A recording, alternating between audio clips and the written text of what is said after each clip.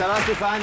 Très bien, ça va. C'est un soir important ce soir, vous venez reconquérir, parce qu'elle vient de le dire, une jeune fille qui s'appelle Aurélie, une jeune fille avec qui vous avez vécu pendant 6 ans. Donc une grande histoire d'amour. 5 ans, 3 quarts, on va dire, mais presque 6. D'accord, presque 6 ans. Et l'histoire s'est arrêtée un peu brutalement. Exactement, on est passé d'un extrême à l'autre. C'était pas simplement deux jeunes personnes qui s'aimaient et qui pensaient l'un à l'autre très fort, qui se promettaient des choses. On les a vraiment vécues, on était tout le temps main dans la main. Partager les mêmes passions, les mêmes envies de vivre, les mêmes envies de découvrir plein de choses, à travers plein de projets qu'on essayait de construire, moi et elle, de plus en plus, petit à petit dans la vie. Et puis, par rapport à une situation, la fin de nos études, en septembre dernier, on avait un petit appartement, une situation professionnelle. Moi, je ne trouvais pas un emploi pour le moment, elle non plus. Pas facile. Une période de doute. On s'est mis une énorme pression, moi et elle, parce qu'on voulait réussir. On a 2 forts caractères et voilà. On a manqué un petit peu, je vais dire, l'un pour l'autre. Pas d'amour, mais bon, on était absents et un petit peu d'attention, voilà exactement. Et ça a fait que Aurélie, en décembre, a trouvé un emploi de commercial qui lui a pris beaucoup de temps. Elle a dû faire ses preuves aussi dans ce métier-là.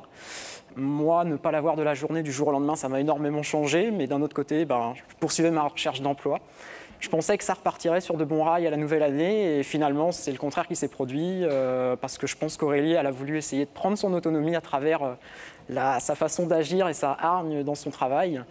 Peut-être aussi. Ça a fait que vous éloignez davantage en fait. Voilà, exactement. Oui. Mais je pense aussi que c'est à une période comme peut-être beaucoup de jeunes filles où elle se dit est-ce que je choisis entre un premier amour et celui de toute une vie ou est-ce que je veux peut-être connaître un jour quelque chose d'autre, pas forcément sur le plan amoureux, mais du moins aujourd'hui dans sa façon de s'exprimer. Avant d'aller plus loin, pour savoir justement comment vous analysez ce qui se passe actuellement avec elle, on a retracé cette histoire, cette grande histoire d'amour qui a duré donc presque 6 ans et puis essayer de comprendre comment les choses se sont dégradées, tout ça en images. Très bien. Une main, une bague, Stéphane Lamour avait trouvé son emploi. C'était Aurélie et c'était pour la vie. Mais le monde du travail soudain vous refuse un poste. Inquiétude, tension, dispute, un couple résiste, l'amour s'inquiète. Une jeune femme se lance dans la vie active et vous vous perdez dans l'attente d'une improbable embauche. C'est la rupture. Mais aujourd'hui, Stéphane, après des mois de recherche, vous travaillez et vous voulez ce soir reconquérir la femme de votre vie pour que les lettres ANPE ne disent plus autre chose que A comme amour, N comme nouveau, P comme possible et E comme ensemble. Mais l'amour entre vous après le chômage, a-t-il encore un avenir ? Alors on comprend bien ce que vous nous dites, c'est-à-dire qu'effectivement, très rapidement, en quelques semaines, cette situation un peu professionnelle vous a séparés, vous a fait prendre des chemins divergents. Est-ce que malgré tout, vous le disiez à l'instant, 6 ans de vie commune, c'est quand on est jeune, on se pose des vraies questions. Est-ce qu'on peut continuer toute notre vie comme ça ou est-ce qu'on peut voir d'autres choses? Est-ce que vous sentiez un petit peu cette lassitude, entre guillemets, amoureuse ou cette routine, cette habitude qui, lorsqu'on est jeune, doit pas forcément rimer avec amour? Non, justement, parce que moi et elle, pour finaliser nos études et puis se dire allez, on rentre dans la vie active tous les deux et en vue d'un mariage éventuel plus tard, de profiter de la vie avant et d'avoir peut-être un jour des enfants ensemble, enfin pas peut-être sûr, on prévoyait déjà les prénoms des enfants, etc. Donc après nos fiançailles du mois de juillet l'an dernier, on construisait vraiment la vie, moi et elle. On s'était acheté des choses en commun, on avait ouvert des choses symboliques, un compte chèque commun, on partageait le même appartement, les frais partagés, etc. Mais là, vous n'allez pas tellement dans le sens de ce que je vous dis, c'est-à-dire que vous allez plutôt, alors, le compte chèque commun, l'appartement partagé, etc. C'est un peu la routine que tous ceux qui vivent en couple ici connaissent un peu et qui est souvent quelque chose qui lamine les couples et qui en tout cas lamine le côté un peu excitant du début, etc. Il faut savoir le gérer ça. Alors quand on a 30 ou 40 ans, on le gère peut-être plus facilement. Quand on a 20 ans et qu'on a plein d'opportunités, déjà parler de compte chèque commun et de factures à payer et des prénoms des enfants, c'est peut-être ça qui lui a fait peur, non ? Ça lui a certainement fait peur, mais je pense aussi que ça a été une grosse transition pour elle, puisqu'on est passé du statut d'étudiant où on dépend indirectement de nos parents, jeune adulte travaillant et vivant, à des adultes qui rentrent dans la vie active et qui en même temps veulent essayer de fonder un couple et un foyer plus tard. Est-ce que vous en parliez de ça? Ou est-ce que c'est une analyse que vous faites aujourd'hui a posteriori ou est-ce que vous en parliez? Non, on en parlait moi et elle, puisque après nos fiançailles, on s'était dit le jour où on va gagner notre vie prochainement, notre situation va s'améliorer, on va partager des choses. Avec nos fiançailles, on avait eu plein de cadeaux pour notre vie de couple et on s'était dit il nous manque vraiment peu de choses pour avoir un appartement. Une machine à laver, un fer à repasser. Non, mais justement, est-ce que vous parliez de ces doutes et du fait que effectivement vous aviez finalement rien connu d'autre l'un et l'autre, et Oui, que c'était peut-être enfin, trop vite, on en parlait, trop tôt. mais d'une manière très courte. C'est-à-dire que pour moi, je pense que je lui avais toujours dit, et elle aussi, que l'entrée dans notre vie future de couple allait vraiment venir. Elle, c'est peut-être quelque chose qui l'a freinée, où elle s'est dit, on peine à sortir de ça, bien qu'on s'en donne les moyens, enfin qu'on essaye de s'en donner les moyens et que ça soit des projets qu'on ait. Et ça lui a peut-être fait peur. C'est elle qui est partie? Oui, tout à fait. Elle a quitté la maison? Non, ça s'est pas passé comme ça. On partageait un appartement qui était donc mon ancien appartement étudiant. Et quand elle m'a dit qu'elle voulait se séparer de moi par amour, moi, j'ai pas eu le courage de lui dire pars. Et je lui ai dit, écoute, je te laisse l'appartement pour le moment, prends le temps de prendre tes marques, d'avoir une stabilisation dans ton emploi, et puis de voir ce que tu veux donner comme suite à notre histoire. Et depuis? Depuis, je l'ai eu quelques fois au téléphone, mais les discussions sont un petit peu tendues, puisque je pense qu'elle réfléchit, elle a aussi un univers nouveau autour d'elle, dans lequel elle a essayé, elle est en train de s'adapter très bien, je pense. Ça fait combien de temps? Ça fait maintenant 4 mois. 4 mois et mois. demi. Et en 4 mois, juste quelques conversations téléphoniques? Oui, quelques conversations téléphoniques. C'est une Vous avez période pas où vu? moi, quand elle m'a quitté, j'ai retrouvé un emploi qu'en février, donc janvier, je l'ai très très mal vécu. Elle m'a quitté et ça a été une grosse période de décembre pour moi, où j'ai eu un gros doute. Je me suis dit, oh là, l'être avec qui je voulais vraiment partager ma vie, avec qui on s'est tout promis. En plus, je trouve pas de travail toujours. Enfin, Vous ça avez allait plongé vraiment un très peu? mal. Exactement. Ouais.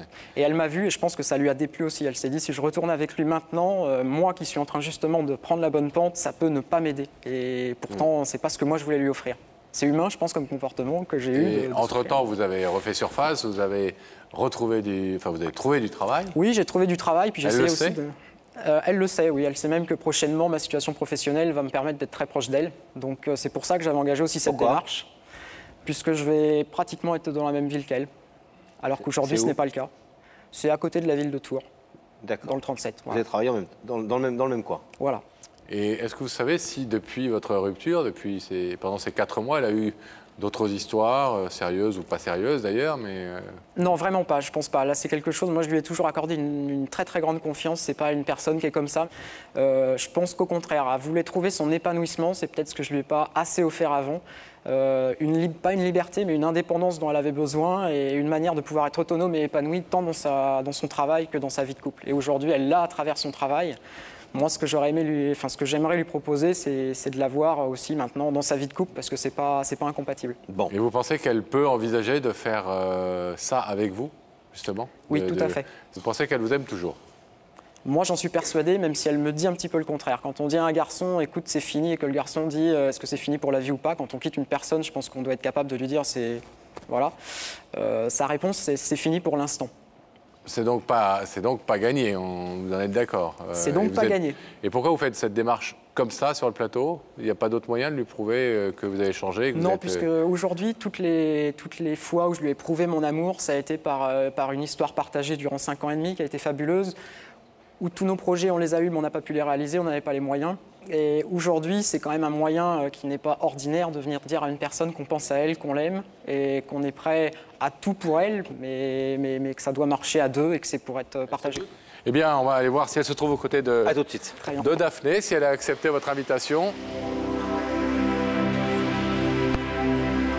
On va attendre que le rideau se referme. Gabriel Coteau, notre réalisateur, va avoir l'obligeance d'ouvrir la connexion avec la loge. Daphné. Écoutez, je suis désolée de vous apprendre que l'ex-petite amie de Stéphane n'a pas souhaité répondre à notre invitation. Elle préférait écouter le message de Stéphane depuis son domicile et la démarche de venir sur un plateau était vraiment trop importante et trop engageante pour elle. Elle a laissé entendre qu'elle se doutait que c'était Stéphane qui l'invitait. Oui, elle se doutait que c'était Stéphane qui l'invitait. Elle nous a promis en revanche de regarder l'émission, mais la démarche de venir sur le plateau n'était pas positive pour elle. Entendu, merci Daphné. Merci. On va retrouver Stéphane. Stéphane, vous savez que ça arrive de temps en temps dans l'émission, évidemment. C'est normal. Et puis c'est tout à fait compréhensible que quelqu'un n'ait pas forcément envie de venir raconter un bout de sa vie privée ou des gens qui n'aiment pas passer à la télé, on les comprend tout à fait. Et il n'y a rien de déshonorable au contraire dans tout ça. On peut tout à fait comprendre ce type d'attitude. On peut vous permettre, si vous voulez, de passer un très court message. Regardez, il y a une caméra qui va s'approcher de vous. Si vous le souhaitez, voilà, elle vous écoute. Elle a dit je serai prêt à entendre son message. Donc voilà, profitez de cette caméra pour le faire si vous le souhaitez. Eh bien, bonsoir Aurélie. Alors, je suis venu à l'émission pour te dire une vérité. Elle est simple, c'est te dire que je t'aime énormément, que tu me manques beaucoup. J'aurais pas l'occasion dans ma vie de venir 2 fois sur un plateau télé prouver mon amour pour quelqu'un. Tu m'as connu durant une histoire de 5 ans et demi, rien que toi et moi, et elle était très très jolie cette histoire. Tu crois peut-être me connaître sous tous les angles, je crois que tu as encore plein de choses de moi à découvrir. Moi, ma démarche, elle est vraiment unique pour toi. J'ai vraiment réfléchi avant de la faire. Et aujourd'hui, le message que je veux te faire passer, c'est que j'aimerais qu'on reprenne contact, toi et moi, et qu'on arrive à construire quelque chose. Voilà. On est deux personnes qui avons eu une très très belle histoire. Et ça serait dommage que tu ne nous laisses pas une chance. C'est pas me laisser ma chance, je pense que c'est nous laisser une chance à tous les deux. Donc je suis prêt à t'attendre par amour, parce que je pense que tu peux aussi avoir besoin de temps. C'est peut-être important pour toi et je suis prête à te le laisser. Mais je veux vraiment que la situation entre nous s'améliore et que tu comprennes par cette démarche l'importance que tu as pour moi. Stéphane, voilà un message à la fois beau et direct et clair. Et bien construit. Vous avez quel âge? On va essayer. J'ai 26 ans, 26 prochainement. ans. Vous êtes sacrement construit, mûr, organisé, etc. Pour quelqu'un de 26 ans. C'est pas un reproche, c'est plutôt quelque chose de bien.